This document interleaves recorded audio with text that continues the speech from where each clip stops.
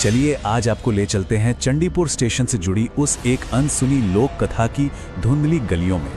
ये कहानी है एक अकेले मुसाफिर की, एक बेहद खतरनाक जंगल की और एक ऐसे अनदेखे रक्षक की जो मौत के बाद भी अपना फर्ज निभा रहा है। सोचिए जरा, रात का दूसरा पहर शुरू हो चुका है, घड़ी की सुई 12 का कांटा पार कर चुकी है। माहौल में एक अजीब सी खामोशी है जिसे बस दूर से आती कुत्तों के रोने की आवाज और भी डरावना बना रही है। और इसी सन्नाटे को चीरती हुए एक ट्रेन छुक छुक करती चंडीपुर स्टेशन पर आकर रुकती है। और इस सुनसान वीरान स्टेशन पर जहां अपनी सांस की आवाज भी किसी चीख की तरह गूंजती है, उस पूरी ट्रेन से सिर्फ एक मुसाफिर नीचे उतरता है जिसका नाम है सुमित। अब सुमित की असली मुश्किल तो यहीं से शुरू होती है। एक तो वो देर रात की ट्रेन से यहाँ पहुंचा है, ऊपर से उसे सोनाझुरी गांव जाना है और उसके जेब में दवाइयों का एक बहुत ज़रूरी पैकेट है जिसे सुबह होने से पहले पहुंचाना ही होगा। लेकिन स्टेशन तो एकदम वीरान पड़ा है।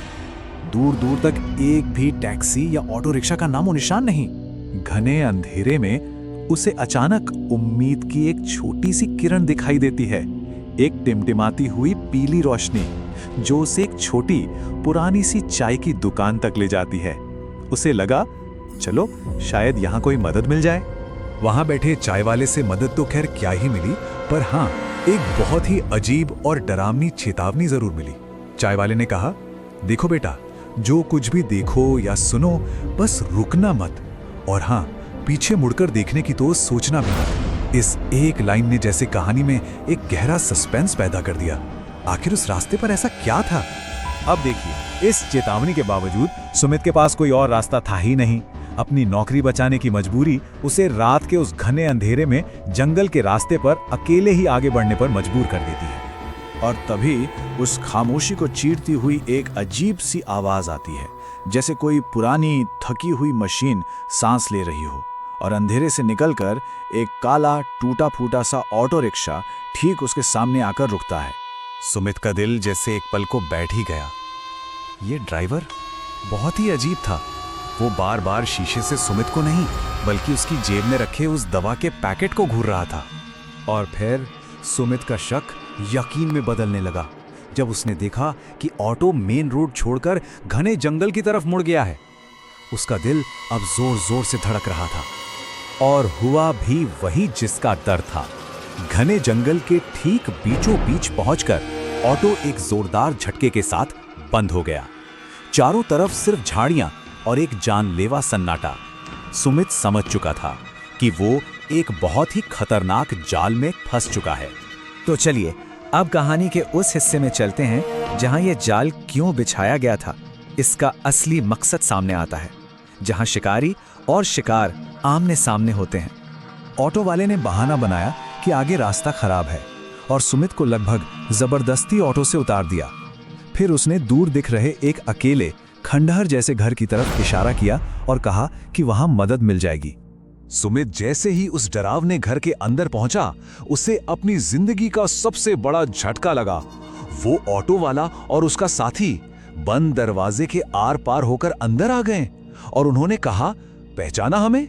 हम वही ऑटो वाले हैं। और बस इतना कहते ही उन्होंने अपना इंसानी नकाब उतार फेंका। देखते ही देखते उनके चेहरे मोम की तरह पिघलने लगे और उनकी आंखें तो जैसे दहकते हुए अंगारे बन गई थीं। तो उनका मकसद क्या था?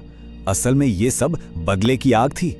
कई साल पहले एक पुलिस वाले ने उन्हें इसी घर में जलाकर मार दिया था और अब वो हर आने जाने वाले को वही दर्द देकर अपनी नफरत की भूख मिटाना चाहते थे।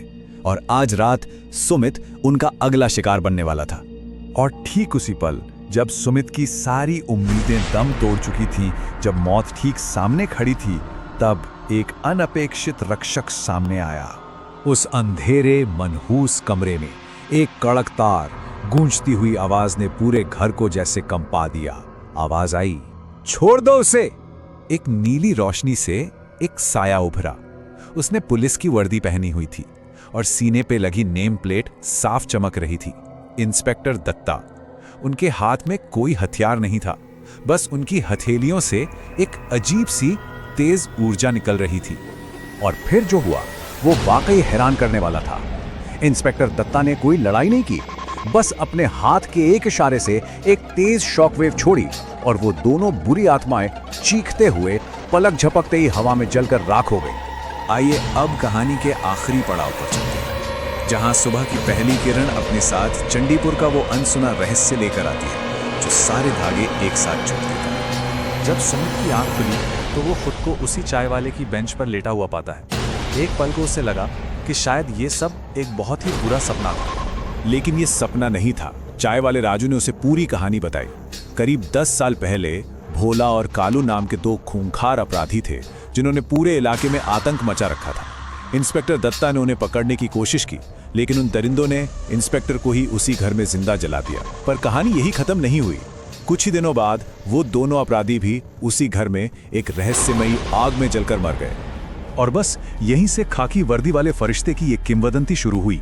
गांव वाले आज भी मानते हैं कि इंस्पेक्टर दत्ता की आत्मा उस जंगल की रखवाली करती है और जब भी कोई बेगुनाह मुसाफिर मुसीबत में फंसता है तो वो उसे बचाने जरूर आती है।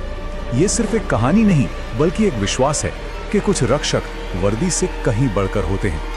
कहानी का अंत एक बहुत ही दमदार तस्वीर के साथ होता है। जब सुमित वापस स्टेशन की ओर भाग रहा था तो उसे दूर जंगल के किनारे धुंध में एक धुंधला सा साया दिखाई दिया जो उसे एक आखिरी सैल्यूट करके हवा में गायब हो गया। ये हमें सोचने पर मजबूर करता है कि क्या फर्ज की पुकार इतनी शक्तिशाली हो सकती है कि वो मौत की सरहदों को भी पार कर जाए।